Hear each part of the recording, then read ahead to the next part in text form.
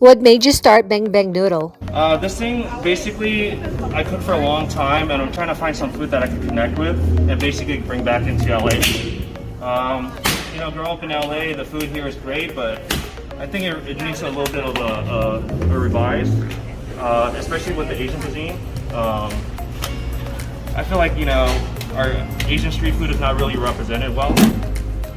So that's the reason why I wanted to kind of bring it today. And it's just more of a traditional kind of a dish that basically kind of resonates a little bit more with like this kind of culture with heavy cumin, these heavy starches, and and it's just kind of like that Szechuan flavor too that kind of everybody wants. That's the biggest reason why I want this right now. How did you start this? I started on the streets right in front, like maybe a building or two right next door, and I started as a street vendor in Highland Park. As you can see probably outside here, it's beautiful Highland Park.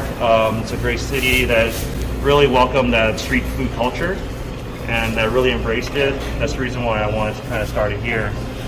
And since I started here, it's the response was crazy. Everybody just wanted to keep on coming at it. So that's the reason why I think this is where we really flourished. We actually are planning to open a shop soon, so nobody's really heard that just right now.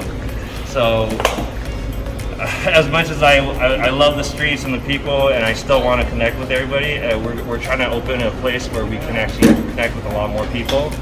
The style of the street food culture, we're trying to at least maintain it too with the menu. So hopefully when the move happens, everybody's gonna move with us. We'll be able to grow with everybody too. We have a lot of people coming from the west side, from Orange County, from like Santa Barbara, and we just want to make sure we kind of get out there so people can actually see this and try it.